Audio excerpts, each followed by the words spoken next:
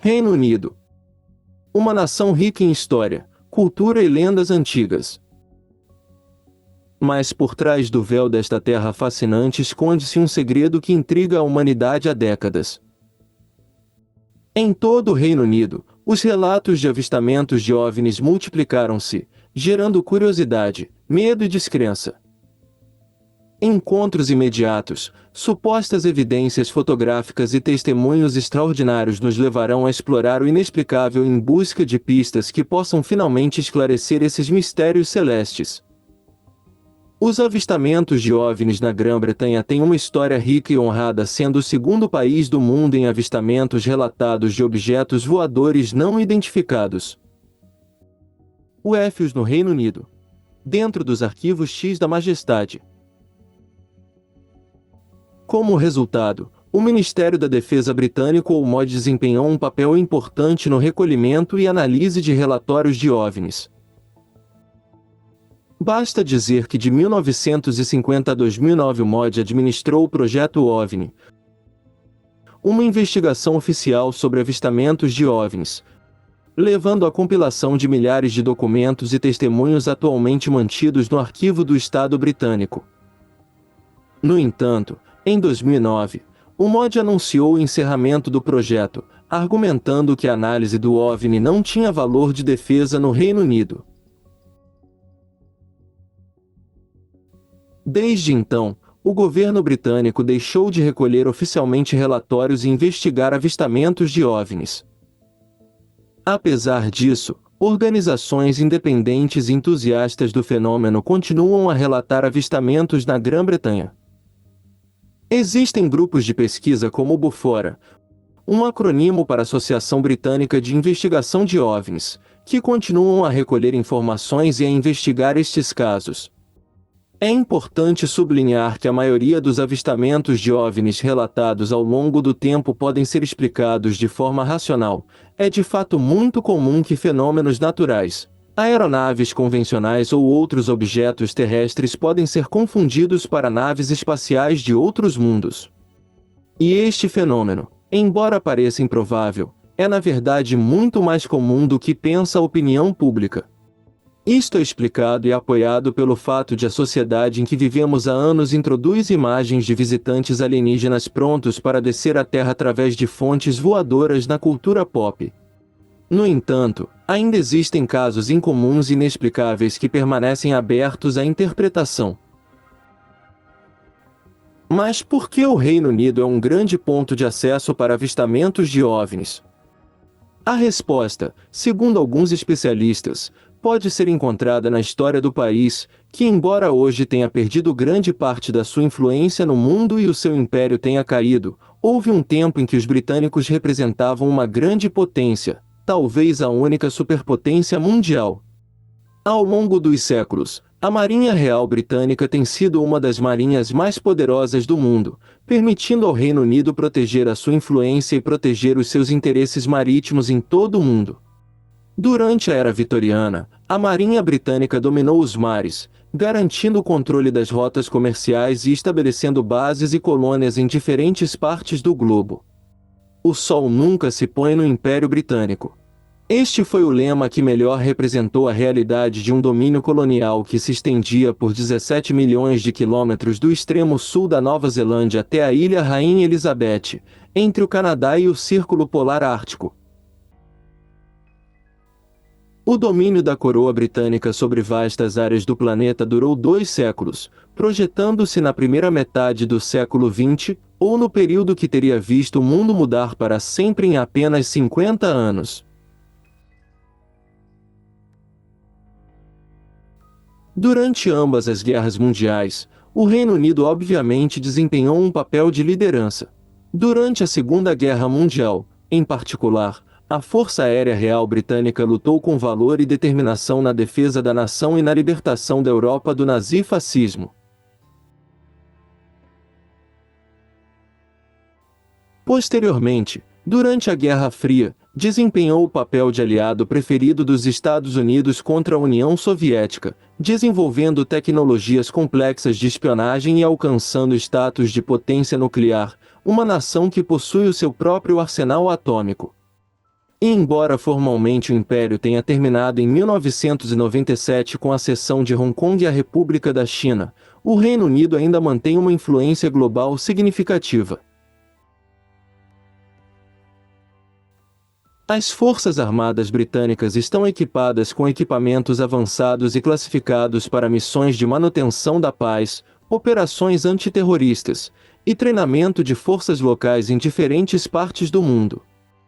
Além disso, o Reino Unido é membro permanente do Conselho de Segurança das Nações Unidas, conferindo-lhe um papel influente na supervisão das políticas de segurança internacional. Talvez seja por todos estes factores que durante o século XX, esta nação de pouco mais de 200 mil quilômetros quadrados transformou-se num ponto ativo para fenômenos aéreos não identificados, perdendo apenas para os Estados Unidos da América. Mas o que está por trás desses avistamentos de OVNIs? Aviões espiões alemães durante as duas guerras mundiais ou russos durante os mais de 40 anos da Guerra Fria, ou mesmo testes de caças-bombardeiros inovadores a serviço de Sua Majestade, e finalmente a teoria mais sugestiva e imaginativa: por que não poderiam ser navios vindos de outros mundos? Mas para esclarecer o que voa pelos céus do arquipélago britânico, temos que dar um passo atrás na história, quase 1000 anos. O primeiro avistamento de OVNI na Grã-Bretanha remonta pelo menos ao século XII, quando um grupo de peregrinos religiosos no sudoeste da Inglaterra relatou ter visto um dragão flamejante, arrotando fogo, emergindo do mar, e depois voando e desaparecendo nos céus. Obviamente, ninguém conhece os detalhes deste evento, e é claro que é impossível chegar a uma explicação do que esses peregrinos realmente viram. 6 séculos depois, um documento elaborado pelo médico britânico Cromwell Mortimer em 1746 tornou-se conhecido sob o título de Carta sobre as Bolas de Fogo Avistadas em Londres. Cromwell era o secretário da Royal Society na época, e enquanto voltava para casa na área de Westminster do centro de Londres, ele observou uma bola de luz no céu. Ele desenhou um esboço do objeto misterioso e o publicou vários anos depois no Transações Filosóficas, volume 43 de 1746. Ele escreveu: quando eu voltava para a casa da Sociedade Real para Westminster na quinta-feira, 16 de dezembro, 1742 às 20h40, mais ou menos no meio do desfile no St. James' Park, vi uma luz surgir por detrás das árvores e das casas no sul de West Point, que inicialmente considerei um grande foguete. Mas quando atingiu a altura de cerca de 20 graus, tomou um movimento quase paralelo ao horizonte, mas acenou dessa maneira e seguiu para o norte pelo ponto leste sobre as casas.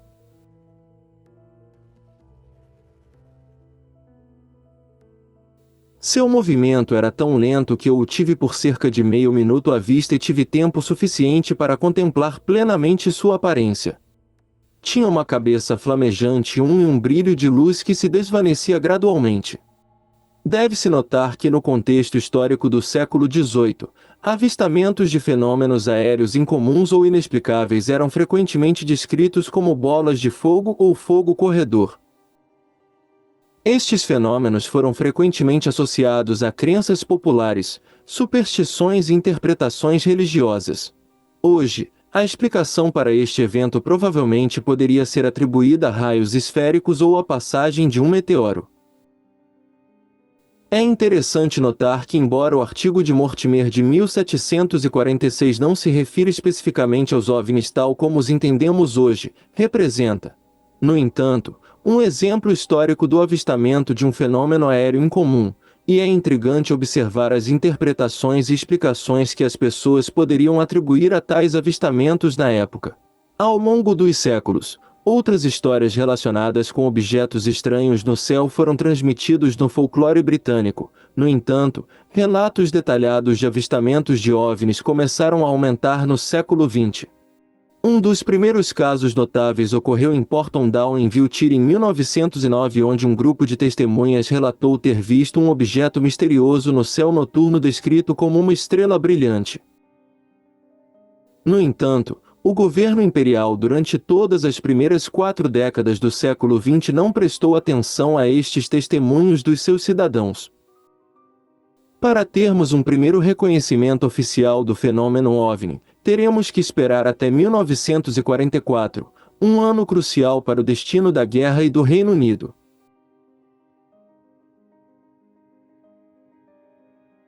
Era 5 de agosto de 1944, quando o primeiro-ministro britânico durante a guerra, Winston Churchill, proibiu o vazamento de informações sobre um suposto avistamento de OVNI nos céus sobre o Canal da Mancha.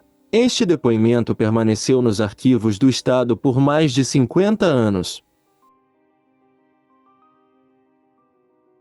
De acordo com documentos divulgados em 5 de agosto de 2010 pelo Ministério da Defesa sobre casos de OVNIs no Reino Unido, o relatório a Churchill afirma que o incidente envolveu uma aeronave de reconhecimento da RAF retornando de uma missão na França ou Alemanha.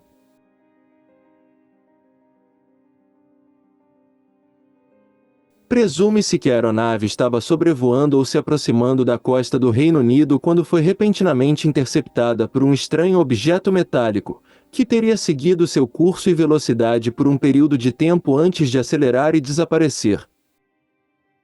A tripulação do voo supostamente tirou muitas fotos do objeto, que eles disse ter ficado muito intrigada com sua aeronave até mesmo aproximando-se e circulando com liberdade de movimento e graça, que não era comum em aeronaves pesadas da época. Deve-se notar que, embora este caso tenha sido tornado público, as fotos do suposto objeto voador nunca foram divulgadas, e este é certamente um detalhe que aprofunda o mistério. Durante a década de 1950, à medida que o interesse público pelos OVNIs aumentava, o governo britânico lançou o Projeto OVNI, mais tarde conhecido como Projeto Condig de 1996 a 2000 para investigar avistamentos de objetos voadores não identificados e coletar informações. Somente em 2006 a informação recolhida nestas décadas foi divulgada através da publicação de um relatório intitulado Fenômenos Aéreos Não Identificados na Região de Defesa Aérea do Reino Unido. Durante este período, vários avistamentos foram registrados em todo o país, incluindo a famosa observação por um piloto chamado James Howard, que afirmou em 1954 ter visto um disco voador sobre a Escócia. Tal como aconteceu com o avistamento sobre o Canal da Mancha, ele também relata ter notado um objeto prateado com formato triangular. Desta vez, teria acompanhado seu avião de transporte militar por alguns quilômetros voando bem perto, e então, sem fazer barulho, voou em alta velocidade, desaparecendo nas nuvens. Como podemos constatar, ao contrário do que aconteceu nos Estados Unidos da América, a maioria dos OVNIs no Reino Unido foram avistados por membros da Força Aérea. Mas nem todos esses fenômenos são vistos pelo olho humano, alguns também aparecem em radares de monitoramento aéreo, como o famoso incidente de Lakinhat-Bentuaters. Às 21h30 do dia 13 de agosto de 1956, a base da Força Aérea de Bentuater em Suffolk detectou um sinal que parecia ser uma aeronave se aproximando da base no mar. A velocidade deste sinal foi estimada em centenas de quilômetros por hora, mas, além deste, havia outros sinais menores e mais lentos vindos do Nordeste. Sob o olhar confuso dos operadores de radar, eles se fundiram em um sinal maior antes de desaparecerem rapidamente para o norte. Pouco depois, outro sinal apareceu e moveu-se rapidamente de leste para oeste. Para investigar o incidente, um instrutor de caçabombardeiro T-33 do 512º Esquadrão Interceptador de Caças decolou transportando os tenentes Charles Mattis e Andrew Hove a bordo. Eles foram encarregados de investigar os contatos do radar, mas depois de vários voos de reconhecimento eles não conseguiram ver nada na área e foram posteriormente chamados de volta à base. Cerca de 1 hora depois, mais precisamente às 22h55, um novo sinal foi detectado aproximando-se do leste. Incrivelmente, Parecia atingir uma velocidade entre 3.000 e 6.000 km por hora, e em poucos segundos teria passado sobre a base antes de desaparecer, apenas para reaparecer a oeste. Enquanto isso, observadores estacionados no solo na torre de controle viram uma luz branca pairando em toda a base. Além disso, o piloto da aeronave de transporte militar C-47 voando a uma altitude de 1.200 metros acima da base relatou ter visto uma luz semelhante passando sob sua aeronave. Todos esses eventos ocorreram próximos uns dos outros. Após receber uma notificação, a base de Lafayette, localizada a aproximadamente 60 km a noroeste de Bento-Aires, foi colocada em alerta máximo. O pessoal de terra relatou ter visto vários objetos luminosos, um dos quais fez uma mudança repentina de direção enquanto outros dois pareciam se fundir antes de se separarem, mas desta vez os radares não registraram qualquer uma destas anomalias, pelo menos até a meia-noite. Um momento crucial do incidente documentado no relatório do sargento Forrest Perkins, que trabalhou como supervisor de radar no Centro de Controle de Tráfego Aéreo de Lafayette. No relatório da Perkins, um sinal foi captado pela base de radar para o sudoeste pouco depois da meia-noite. Este sinal continuou na direção noroeste antes de terminar abruptamente. 2 caças-bombardeiros DH-112 Venom foram despachados da base próxima de Waterbeach para interceptar os objetos voadores não identificados. O piloto líder, guiado pelo radar de solo, fez contato com o radar da aeronave e avistou uma luz brilhante à sua frente antes de perder a conexão. O piloto foi então alertado pelo radar terrestre de que o sinal havia se movido atrás de sua aeronave. Apesar das manobras evasivas do piloto, o avião foi perseguido pelo sinal misterioso por 10 minutos. O piloto relatou não ter contato visual e também relatou que o sinal foi captado pelo radar da aeronave por um curto período de tempo antes de seguir em direção ao norte e desaparecer completamente.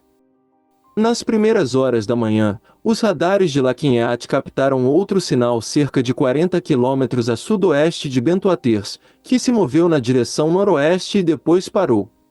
O sinal foi o único detectado pelos radares das duas bases. Foi solicitada a intervenção de outras aeronaves, mas este sinal desapareceu muito rapidamente e daquele momento em diante não houve outros. Dos anos 50, que foi um período muito difícil para os cidadãos britânicos, dominados pelas dores de uma enorme crise econômica do pós-guerra, passamos para os anos 60. Um período de mudança e de desenvolvimento que levaria à gênese de uma nova nação capaz de exportar as suas artes e cultura, da música ao cinema em todo o mundo. Mas neste clima de renovação nas cidades, o campo permaneceu ancorado a esses direitos e valores tradicionais, e é aí mesmo, nas pequenas aldeias onde surgiram histórias que ainda fascinam os entusiastas dos mistérios. A coisa de Warminster. Um dos avistamentos mais conhecidos da década de 1960 ocorreu em Warminster-Wiltshire, onde diversas pessoas afirmam ter visto objetos e ouvido ruídos estranhos vindos do céu. Este fenômeno, conhecido como a coisa Warminster, atraiu muita atenção da mídia e levou à chegada de numerosos ufólogos à área. Os avistamentos de objetos voadores não identificados em Warminster começaram em dezembro de 1964, quando 2 policiais afirmaram ter visto uma enorme bola de luz no céu noturno. A partir desse momento, vários avistamentos semelhantes ocorreram com relatos descrevendo objetos voadores de diferentes formatos e tamanhos. O que tornou o fenômeno Warminster particularmente intrigante foram os sons estranhos que muitas vezes acompanhavam os avistamentos. Moradores da cidade relataram ruídos de explosões, estrondos, zumbidos e estrondos vindos do céu sem fonte visível. Esses ruídos misteriosos às vezes eram associados a avistamentos de OVNIs. Era uma noite fria de dezembro quando 2 policiais da delegacia próxima estavam dirigindo por uma estrada de terra a poucos quilômetros da cidade. De repente, eles se viram irradiados por uma luz vinda de 3 globos diferentes, suspensa a cerca de 10 metros do solo. Eles pararam abruptamente o carro e de dentro dele observaram silenciosamente aquele fenômeno peculiar até que, independente do que poderia ter acontecido, eles viraram a chave na ignição, ligaram o motor, e lentamente começaram a se aproximar daquelas três luzes. No entanto, como entidades sencientes, elas começaram a se afastar do carro em uníssono. Assim nasceu uma perseguição muito curta, que terminou como muitas vezes vimos, com os três objetos não identificados fazendo uma rápida ascensão ao céu até que desapareceram na noite. Nas semanas seguintes, a história deste alegado encontro imediato espalhou-se como um incêndio em todo o condado, e como acontece frequentemente nestes casos, muitas pessoas se apresentaram declarando que tinham visto OVNIs ou até mesmo tiveram encontros com seres de outros mundos. No entanto, no vasto número de histórias, muitas vezes nascidas das mentes daqueles que estão dispostos a fazer qualquer coisa para conseguir publicidade, destacaram-se alguns bastante interessantes, já que não tinham a ver com a visão de um objeto específico, mas a percepção de um som contínuo e extremamente irritante, capaz de entrar na cabeça de suas vítimas, causando-lhes fortes dores de cabeça. Tudo começou na véspera de Natal de 1964. A senhora Mildred Head estava em sua cama quando foi acordada a 1h25 por sons estranhos. Eles começaram suaves como galhos sendo arrastados pelo telhado e depois mudaram para um barulho que ela descreveu como granizo. Mildred levantou-se da cama para olhar pela janela, porém, descobriu que o céu estava limpo. Nesse ínterim, o barulho se transformou em um silvo agudo que ecoou em sua cabeça por alguns longos momentos e depois desapareceu. Algumas horas depois, naquela manhã de Natal, mais de 30 soldados no acampamento Knock, cerca de 6 quilômetros de Warminster, foram rudemente acordados por um barulho alto. Todos pensaram que o barulho vinha de um avião com intenção de sobrevoar a base, mas não havia vestígio algum no radar, e depois de alguns minutos, como aconteceu anteriormente, o som simplesmente desapareceu. Às 6 da manhã, 2 outros cidadãos de Warminster foram vítimas deste fenômeno. A primeira foi a Sra. Beer, que indo para a missa, foi atacada pelo barulho, o que inexplicavelmente a impediu de se mover. Alguns minutos depois foi a vez do carteiro da aldeia, que ouviu altos ruídos metálicos acima do telhado de sua casa, que desapareceram no ar após alguns segundos. Estes 4 acontecimentos individuais foram a faísca, ou se quisermos, a gênese de um caso mediático que sobrecarregou esta pequena comunidade no sul da Inglaterra durante mais de 2 décadas. Dezenas, se não centenas de pessoas relataram ter sido acordadas no meio da noite por explosões altas e misteriosas, muitas vezes seguidas por vibrações ou solavancos. Os ruídos às vezes eram tão intensos que quebravam os vidros das janelas ou sacudiam as estruturas dos edifícios. Os relatos dos ruídos de Warminster foram variados e difundidos, com alguns relatos de tê-los ouvido como um único ruído explosivo, enquanto outros os descreveram como uma série de estrondos ou detonações como ruídos. Alguns moradores relataram ter ouvido uma reverberação ou eco após os ruídos, enquanto outros relataram ter ouvido um som semelhante a uma poderosa onda de choque. Estes ruídos podiam ocorrer a qualquer hora do dia, mas eram particularmente frequentes durante a noite. Apesar da atenção e dos esforços investigativos, a origem exata dos ruídos de Warminster nunca foi totalmente explicada ou compreendida. Várias teorias foram apresentadas para explicar o fenômeno, incluindo explosões subterrâneas, testes militares secretos, fenômenos atmosféricos incomuns, obviamente, interferência paranormal ou extraterrestre. Os céticos sugerem que os ruídos podem ter sido resultado de pegadinhas ou ações coletivas em massa. Outros especulam que o ruído pode ter sido causado por algum tipo de fenômeno natural, como a refração do som ou a propagação de ondas sísmicas. No entanto, nenhuma dessas explicações poderia fornecer uma resposta definitiva ao fenômeno. No final da década de 1970, os ruídos de Warminster diminuíram gradualmente, e hoje o fenômeno é menos frequente do que no passado. Mas a memória desses ruídos misteriosos continua a fascinar os entusiastas do paranormal e eventos inexplicáveis. E é por isso que Warminster ainda permanece um local de interesse para a história dos OVNIs no Reino Unido. No coração das majestosas montanhas Berwyn em 1974 ocorreu um evento que ainda hoje fascina os entusiastas de OVNIs e pesquisadores paranormais, o incidente do OVNI na montanha Berwyn. Era uma noite fria e escura de 23 de janeiro, quando uma série de acontecimentos incompreensíveis abalou a tranquilidade dos vales montanhosos. Naquela região remota do país de Gales, uma onda de avistamentos de OVNIs se espalhou entre a população local, gerando medo e espanto. O principal testemunho daquela noite veio de uma mulher chamada Pat Evans. Depois de ouvir um grande estrondo, Pat notou uma luz ofuscante através da janela de sua casa. Chocada, ela olhou para as montanhas e testemunhou uma explosão de luz intensa, seguido por um silêncio irreal. A notícia se espalhou rapidamente e logo se descobriu que um número considerável de moradores locais testemunharam um fenômeno semelhante.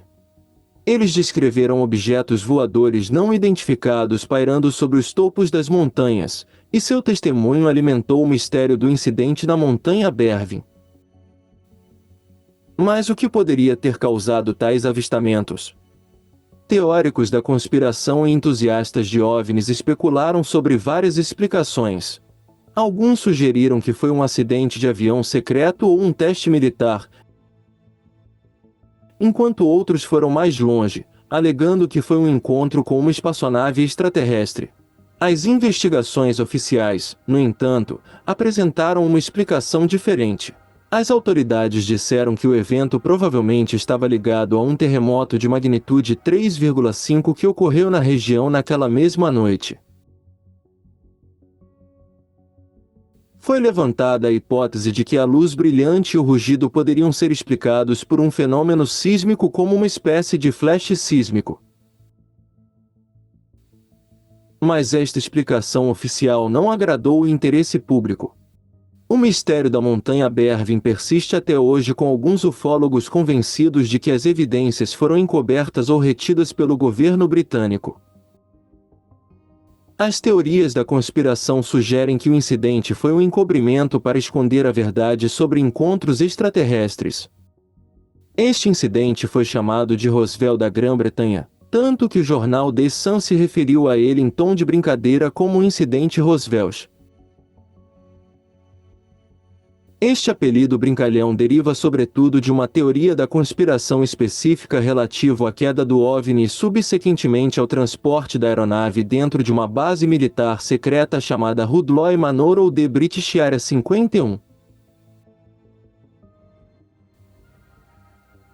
No coração da pitoresca Wiltshire, Inglaterra, fica a base militar de Rudloe Manor, um local que tem sido objeto de especulações sobre OVNIs e teorias da conspiração. Segundo os ufólogos mais apaixonados, esta base teria desempenhado um papel crucial no mistério dos avistamentos de objetos voadores não identificados. No meio das névoas envolventes, árvores antigas do interior da Inglaterra, Rudloe Manor ergue-se como uma fortaleza imponente. São paredes de pedra centenárias que escondem segredos profundos, que poucos se atrevem a revelar. É aqui que a escuridão do universo encontra o segredo escondido pelo governo. Para os ufólogos, pelo menos até 2000, ano do seu encerramento, Rudloe Manor teria sido o centro nevrálgico de uma conspiração internacional para esconder a verdade sobre OVNIs e extraterrestres. Teóricos da conspiração sugerem que a base militar hospedava laboratórios secretos onde tecnologias alienígenas foram estudadas e reproduzidas. Segundo algumas testemunhas, os arquivos de Rudloe Manor estão cheios de documentos confidenciais, vídeos e fotografias de avistamentos de OVNIs capazes de revelar detalhes chocantes sobre os segredos do cosmos. A base, segundo a teoria, também tinha ligações com outras bases militares em todo o mundo, criando uma rede secreta de conhecimento sobre OVNIs e encontros próximos. Este alegado consórcio de poderes, cujas raízes remontam a acontecimentos de importância histórica, teria assumido as rédeas do destino humano, escondendo a verdade sobre a existência de outras formas de vida no cosmos. No entanto, é importante notar que estas alegações não encontraram apoio em provas concretas. Muitos céticos argumentam que os relatórios relativos a esta base são apenas histórias fictícias contaminadas pela imprensa sensacionalista que frequentemente permeia as histórias de OVNIs. Apesar disso, a aura de mistério que cerca Rudloe Manor permanece inalterado até hoje.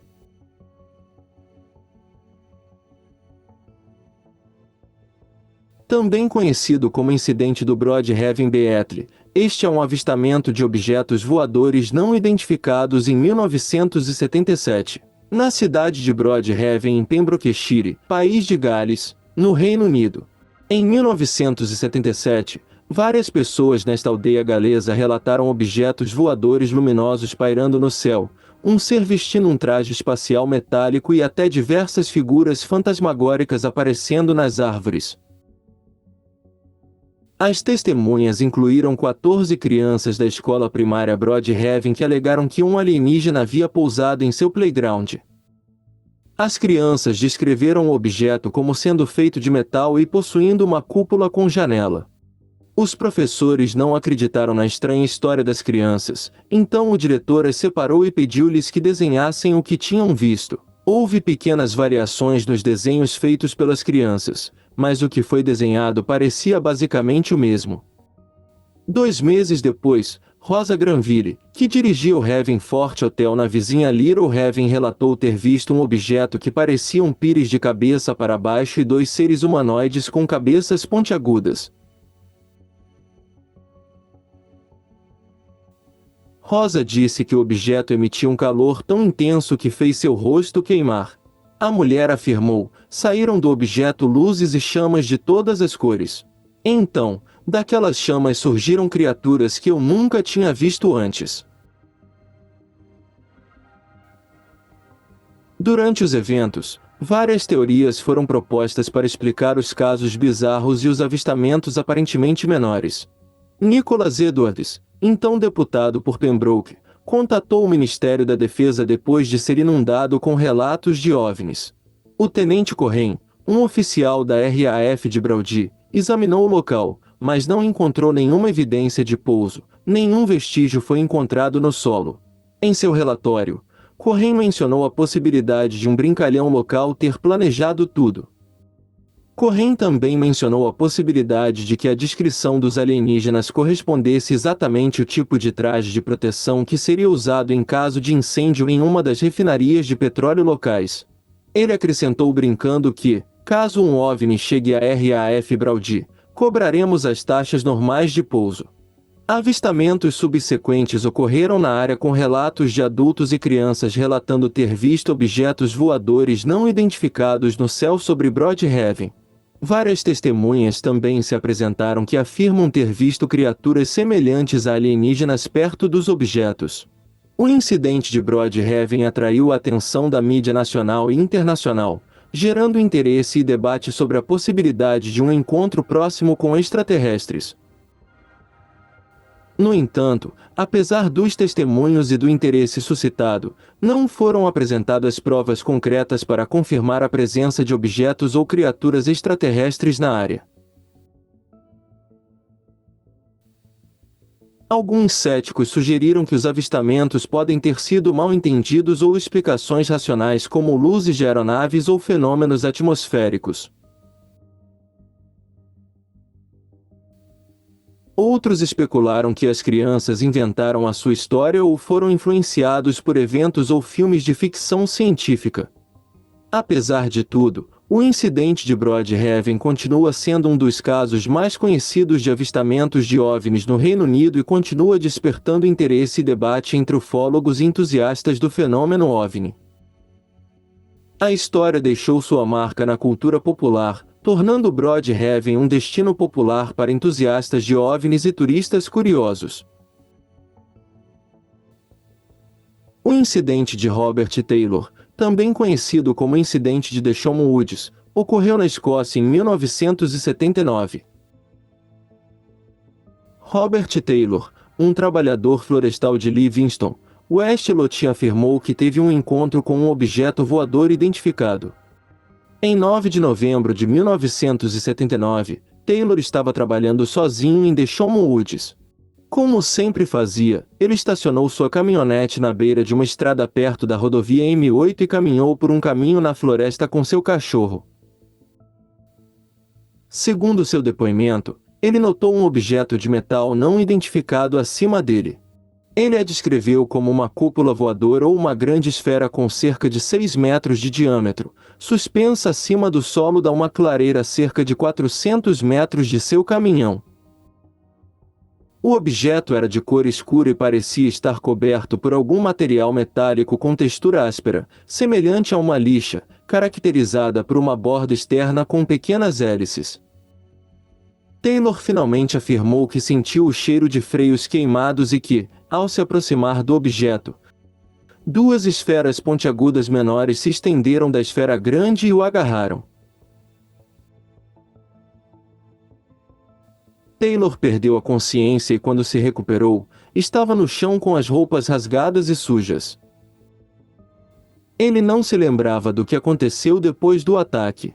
Após o incidente, Taylor dirigiu-se à delegacia de polícia de Livingston, nas proximidades, para relatar o que havia acontecido. A polícia ficou surpresa com o estado de choque e os ferimentos visíveis de Taylor. Eles também conduziram uma investigação sobre o incidente, mas não encontraram nenhuma evidência conclusiva do objeto voador ou da agressão que Taylor alegou. Taylor passou por vários exames médicos e foi descoberto que tinha ferimentos nos olhos e nas pernas. Sua história atraiu a atenção da mídia e o incidente tornou-se objeto de interesse de ufólogos e entusiastas do paranormal. Apesar das especulações sobre a natureza do evento, nenhuma explicação convincente foi encontrada pelo incidente de Robert Taylor. Alguns céticos especularam que ele pode ter sido vítima de uma alucinação ou uma crise epilética. No entanto, Taylor sempre afirmou que o encontro foi real e que ele estava envolvido em um evento inexplicável.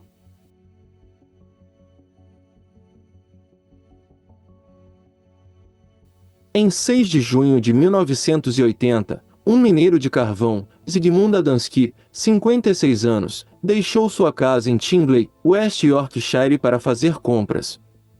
O homem nunca mais voltou para casa. No dia 9 de junho, seu corpo foi encontrado em cima de uma pilha de carvão de 3 metros de altura, na cidade de Todmorden, a 32 quilômetros de sua casa.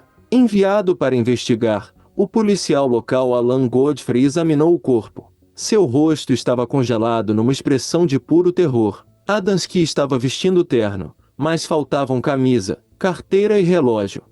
O cabelo de Adamski foi cortado de uma forma que Godfrey descreveu como um corte grosseiro. O jovem policial também relatou que Adamski tinha queimaduras misteriosas no pescoço, cabeça e ombros, que é de longe a característica mais perturbadora deste caso misterioso. O legista, James Turnbull, confirmou que algumas das queimaduras haviam sido tratadas com uma pomada estranha, que não pôde ser identificada pelos cientistas forenses. Falando aos repórteres, Godfrey disse que havia a possibilidade de Adamski ter sido abduzido por alienígenas. Tenho a mente aberta. Não posso descartar isso. Foram suas palavras. A verdadeira causa da morte deste pobre mineiro permanece um mistério até hoje. As teorias mais absurdas e improváveis foram atribuídas a esta nova história. Alguns alegaram que Adamski havia sido morto por agentes da KGB, outros que ele havia sido atingido por um raio, e outros ainda, que ele tinha uma dívida com alguém que evitava.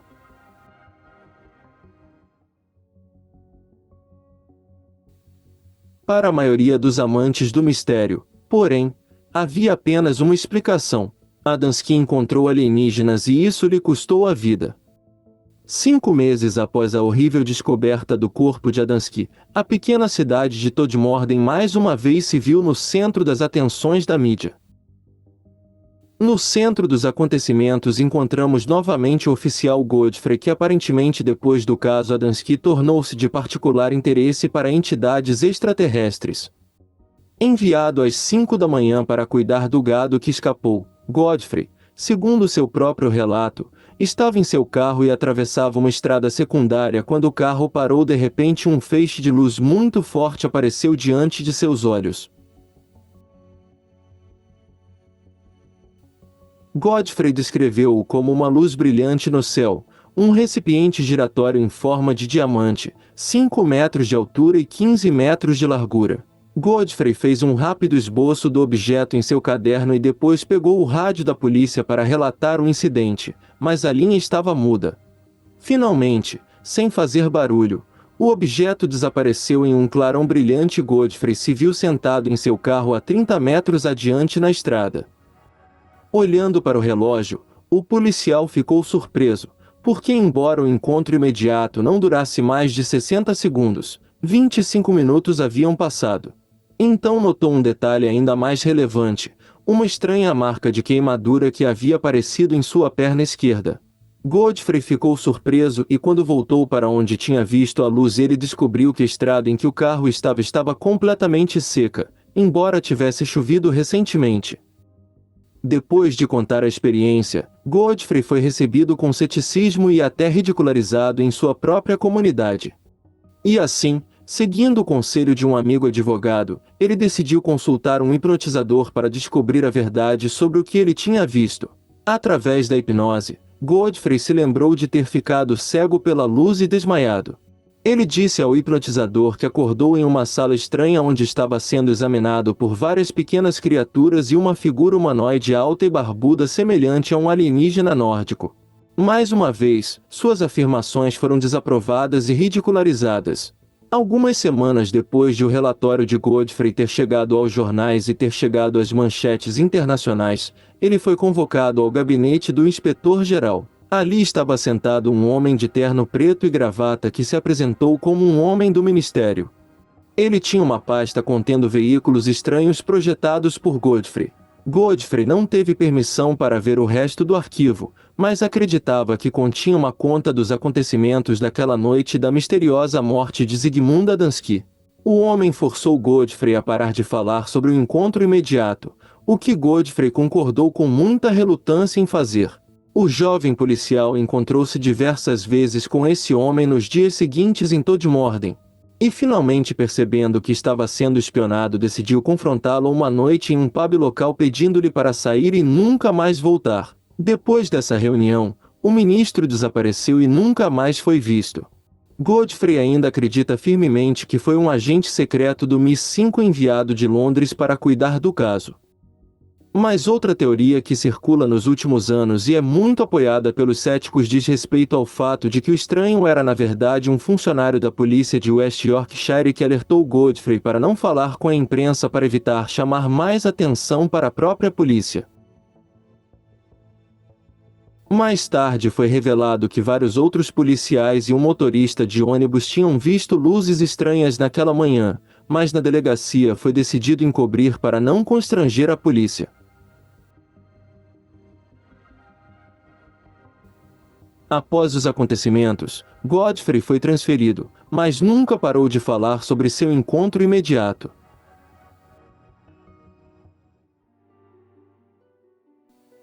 Na noite de 26 de dezembro de 1980, um soldado da base da Força Aérea de Woodbridge em patrulha viu uma luz vermelha particularmente brilhante que parecia vir da vizinha floresta Rendlesham.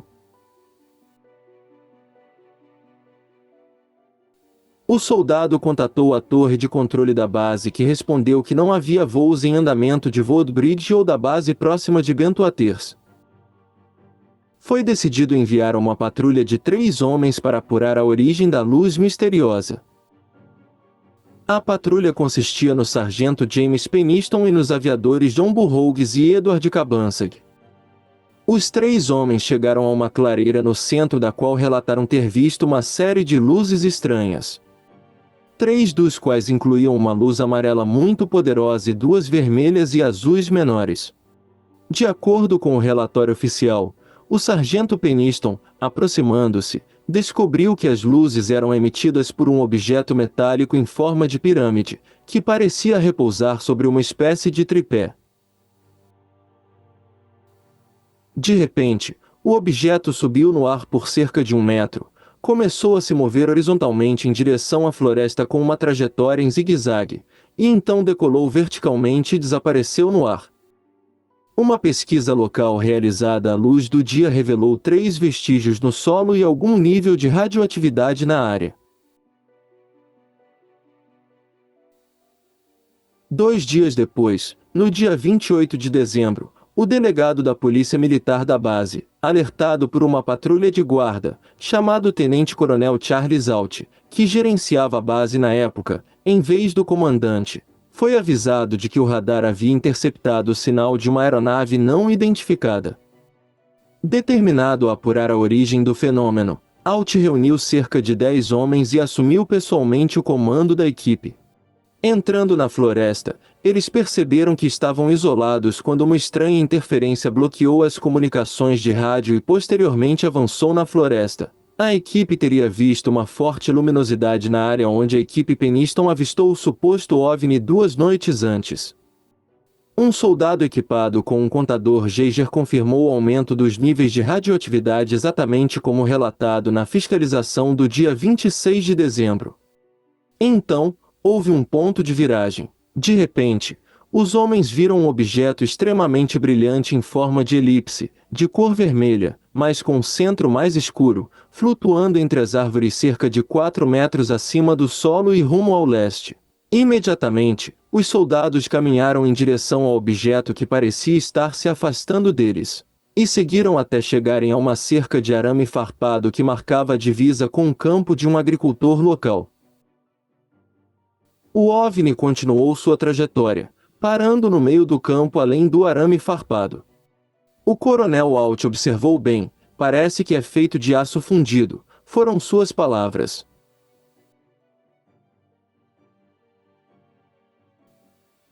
De repente, com um flash brilhante, o OVNI se dividiu em 5 objetos brancos luminosos que pairavam no céu. À medida que avançavam pela divisa da propriedade do fazendeiro, os homens continuavam vendo 3 destes objetos luminosos voando obliquamente em direção ao céu, produzindo luzes vermelhas, verdes e azuis intermitentes. Alt contatou a base de defesa aérea, que disse não ter detectado nenhum sinal de radar de objetos voadores na área. Os homens continuaram a observar o movimento em zigue-zague dos 3 objetos luminosos durante cerca de 1 hora até Alt dar a ordem para retornar à base, onde descobriram que as fotos e vídeos tirados da observação pareciam borrados e não poderiam ser usados para analisar o fenômeno. Em 13 de janeiro de 1981, o tenente-coronel Alt enviou um relatório dos acontecimentos ao Ministério da Defesa britânico. Vários relatos foram oferecidos para os eventos em Rendlesham. Primeiro, o farol de Orfords, que emitia um feixe de luz bastante intenso, podia ser visto a poucos quilômetros da base.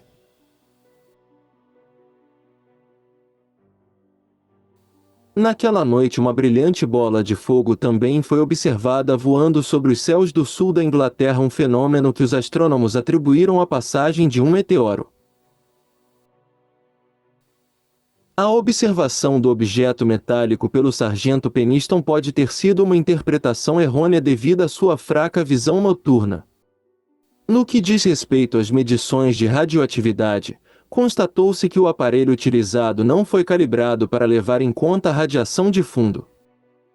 Juntando esses fatos, o escritor científico Ian Redpath explicou os fatos como uma série de interpretações errôneas.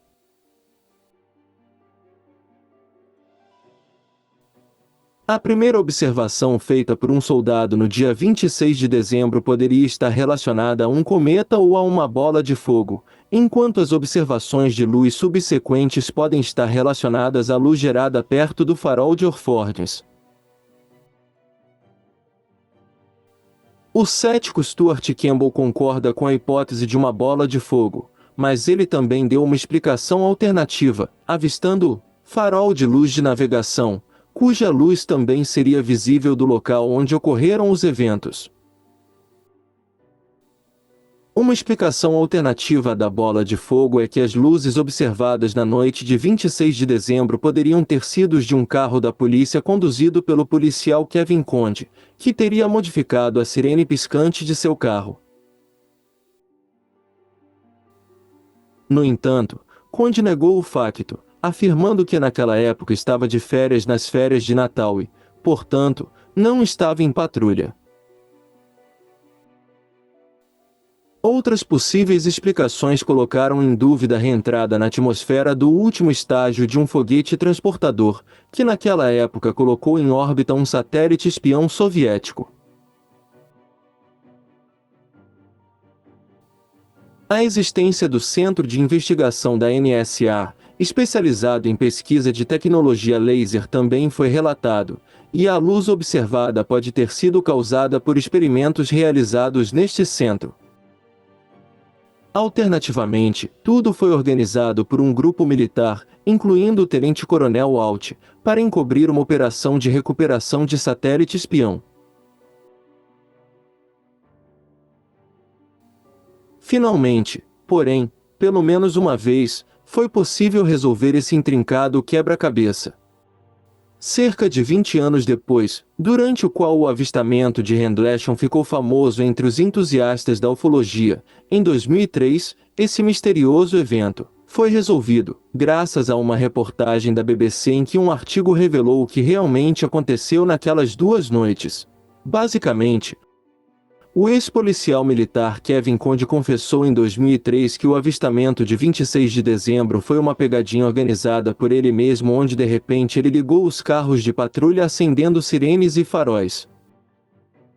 Na época e nos 20 anos seguintes, preocupados com o alvoroço que cercou o acontecimento, Conde nunca esclareceu seu envolvimento por medo de sanções. Mas como já estava aposentado, decidiu contar a verdade.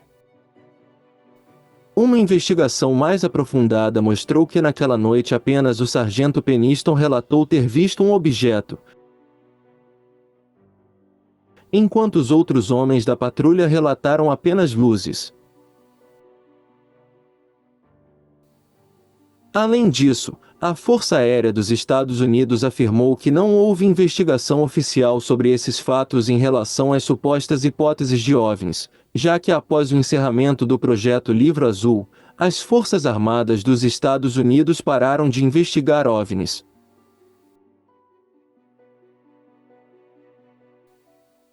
No dia 1º de dezembro de 1987, um evento misterioso abalou a Pacifica Hill Claymore em West Yorkshire, Reino Unido. Um policial aposentado, Philip Spencer, afirmou que foi abduzido por seres alienígenas durante uma caminhada matinal. O que aconteceu naquele dia lançaria uma luz sinistra sobre o fenômeno OVNI. De acordo com o relato de Spencer, enquanto estava em uma colina, ele avistou uma figura incomum no caminho à sua frente. A figura era de cor verde escura, com cerca de 1,5 metros de altura e uma cabeça enorme, e braços longos e finos. A criatura fez um gesto que Spencer interpretou como um aviso, mas apesar disso, decidiu tirar uma foto com sua câmera.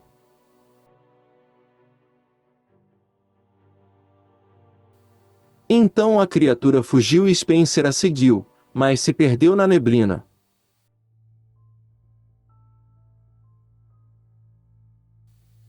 Em seguida, ele notou uma nave espacial decolando do Mouro e desaparecendo no céu. Ele descreve a nave espacial como de cor esbranquiçada, consistindo de 2 partes em forma de disco conectadas um ao outro, e foi acompanhado por um zumbido alto.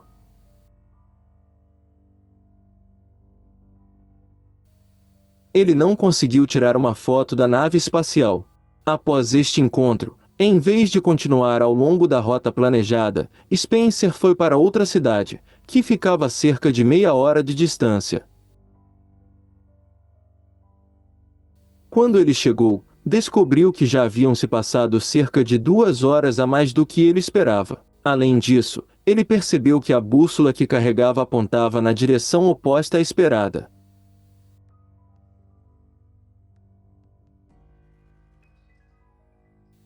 A fotografia de Spencer tornou-se imediatamente objeto de intensa especulação. Segundo ele, mostrava claramente um dos alienígenas que o havia sequestrado. Embora alguns especialistas estivessem céticos e argumentassem que a foto poderia ser o resultado de uma ilusão de ótica ou de uma farsa, outros viram isso como uma possível pista para a existência de vida extraterrestre.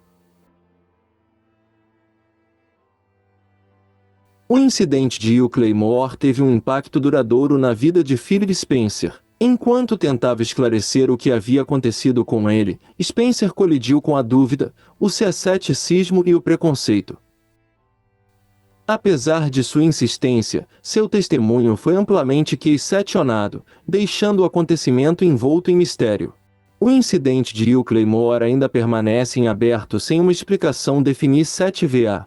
As teorias sobre o fenômeno OVNI variam, desde a possibilidade de encontros extraterrestres reais à hipótese de fenômenos psicológicos ou mesmo uma farsa bem concebida. O mistério de Hill Claymore continua a despertar curiosidade e debate na comunidade OVNI e além.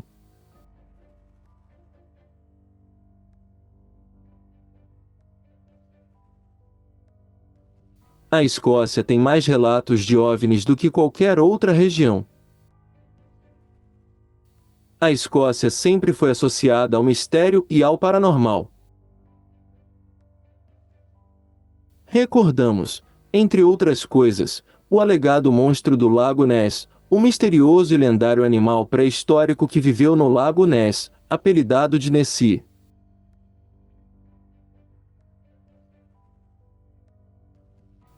O folclore escocês está cheio de feitiços, demônios e maldições, mas em uma área da Escócia, chamada Triângulo de Falkirk, mais da metade da população relata ter visto OVNIs.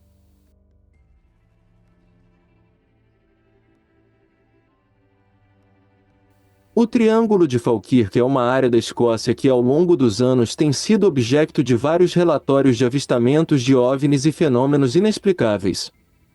É uma área geográfica que inclui as cidades de Falkirk, Bonnybridge e Grangemouth, e nos últimos 30 anos ganhou a reputação de ser uma das áreas de OVNIs mais movimentadas do Reino Unido. Especialmente na década de 1990, Bonnybridge ficou conhecida como a capital mundial dos OVNIs, devido ao grande número de avistamentos relatados naquela área.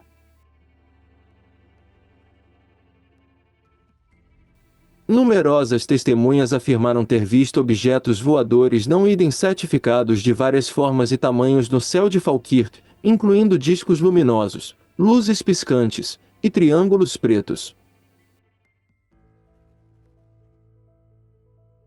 Relatos de avistamentos de OVNIs na área do Triângulo de Falkirk têm sido tão frequentes que atraíram a atenção da mídia e ufólogos de todo o mundo. Alguns ufólogos argumentam que a concentração de avistamentos de OVNIs nesta área pode ser devido a fatores geográficos, como a seletividade das linhas de energia ou a presença de campos magnéticos. A área geográfica específica abrange 1.295 km², e como já mencionado, tem a forma de um triângulo isósceles com seus vértices localizados nas cidades de Falkirk ao norte, Glasgow ao oeste, e Edimburgo a leste. A cidade mais afetada por este tipo de seletividade é, sem dúvida, Bonnybridge. Bonnybridge é um pequeno povoado na área do concelho de Falkirk, na Escócia. Situado 6 km a oeste de Falkirk, 8 km a nordeste de Cumbernauld e 13,4 km ao sul a sudoeste de Stirling, a cidade também abriga os restos mortais de Rolf Castlefort, a mais intacta das fortificações romanas sobreviventes localizada a sudeste de Bonnybridge, onde tudo começou.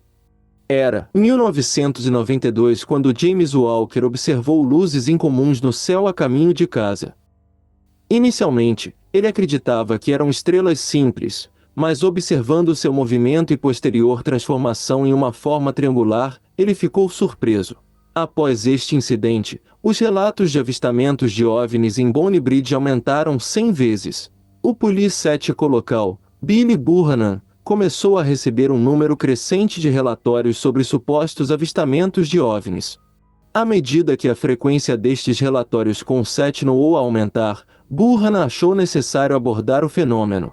Ele escreveu uma carta à rainha, ao primeiro-ministro e ao Ministério da Defesa, pedindo para esclarecer esses estranhos acontecimentos. Obviamente ele não foi ouvido, mas a peculiaridade dessa história trouxe ampla publicidade, fazendo com que uma onda de pessoas se apresentasse, alegando ter testemunhado avistamentos de OVNIs na região. Sem dúvida, Craig Malcolm foi uma parte graças às suas gravações de estranhos OVNIs cruzando o céu, aproximadamente 16 horas em 1993. Das testemunhas cruciais na área, em vídeo. Escocês sem qualquer interrupção por Craig organizou reuniões com pessoas que pensam como você e passei noites inteiras com eles tentando documentar evidências da existência de OVNIs. Tal como Craig, Billy Burhanan também se entregou à missão pessoal de tentar explicar esses estranhos fenômenos, chegando a uma conclusão surpreendente. Sem dúvida, o que quer que S7 tivesse acontecendo nos céus da Escócia, não poderia ser atribuído à origem humana. Com o tempo e o advento da internet, obviamente a história rela 7VA a este ponto a 7VO cresceu dramaticamente, gerando também um grande número de teorias da conspiração, entre os quais, certamente o mais interessante, fala de uma instalação militar secreta, uma espécie de Área 51 britânica, onde realizariam experimentos em aeronaves de sétima geração com base em fontes voadoras recuperadas ao longo dos anos pelo governo de Sua Majestade.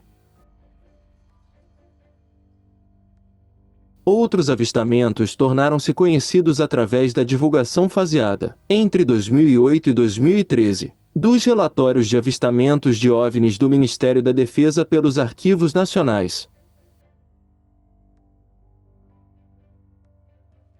Documentos desclassificados do Ministério da Defesa do Reino Unido relacionados às atividades de objetos voadores não identificados fornecem uma visão geral da investigação e relato de alegados avistamentos no Reino Unido, uma vez que abrangem um longo período de tempo, com alguns documentos que datam das décadas de 1950 e 1960, enquanto outros se estendem até 2009.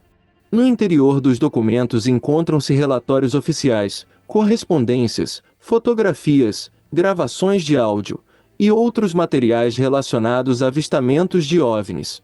Incluem relatórios de membros do público, militares, polícia e outras fontes respeitáveis. Os documentos também revelam os esforços do Ministério da Defesa para procurar explicações racionais para os avistamentos, como fenômenos atmosféricos, aeronaves convencionais, satélites, foguetes ou fraudes elaboradas.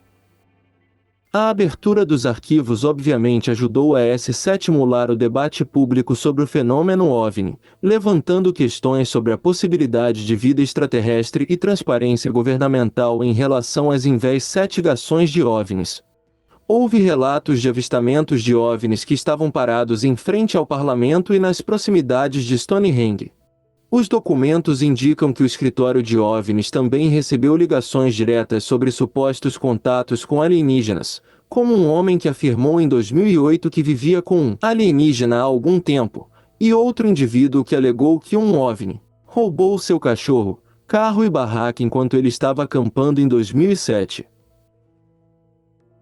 Mas entre os milhares de relatos, alguns são realmente curiosos, por isso decidimos pegar alguns exemplos, desde os anos 50 até o início dos anos 2000. 14 a 25 de setembro de 1952, Operação Mindbrace. No dia 19 de setembro às 10 horas e 53, um objeto prateado em forma de disco seguiu duas aeronaves da Força Aérea em treinamento, O fenômeno foi observado pelos militares no terreno. Primeiro, o objeto seguiu a trilha de uma aeronave Meteoro Gloster retornando à base e mais tarde se posicionou na parte traseira de uma aeronave ultraleve da RAF Topcliffe.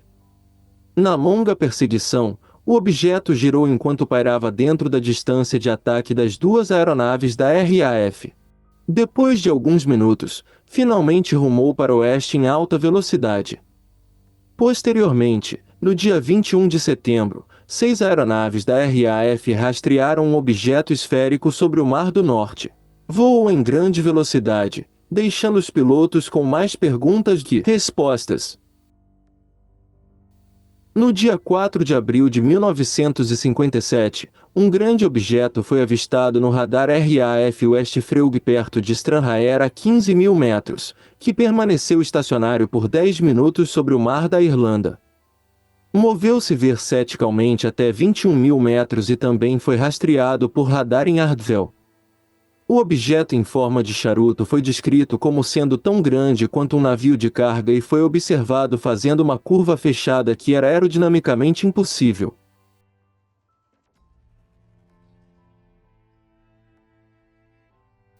Os MPCS Roger Willie e Clifford Vicourt estavam dirigindo de Oswort para Tele ao longo da estrada 3072 quando avistaram um objeto brilhante em forma de cruz a cerca de 15 minutos ao longo da estrada, viajando em altas velocidades, aproximando-se de 100 km por hora. Então, por volta das 4h23, este primeiro objeto voador foi acompanhado por um segundo. Ambos desapareceram por volta das 5 horas, após serem perseguidos por 40 km. 21 de abril de 1991, o piloto de linha aérea Chiles Agueque de Grosseto, Toscana, a bordo de um Alitalia McDonnell Douglas MD-81 voo de Milão para Heathrow, viu um objeto de cor caqui com 3 metros de comprimento nos céus acima de LYDD em Kent.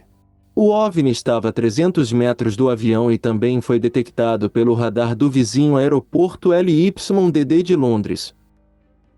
31 de março de 1993, várias testemunhas no sudoeste e oeste da Inglaterra viu um grande OVNI de formato triangular voando pelo céu, deixando um rastro de luz.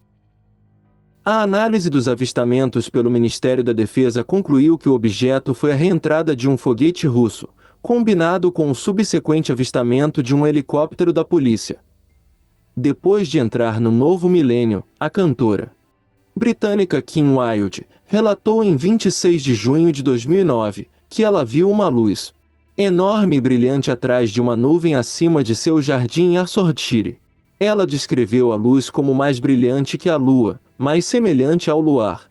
Após uma inspeção mais aprofundada, Wilde relatou ter visto a luz se mover muito rapidamente entre 23 horas e 1 hora. Então se moveu para frente e para trás por vários minutos. Cada vez que se movia, algo se movia no ar, mas era silencioso, absolutamente silencioso. Um segundo relato deste OVNI foi feito mais tarde por um colega baseado em Arthurshire, que conseguiu obter evidências fotográficas para apoiar o aparente avistamento.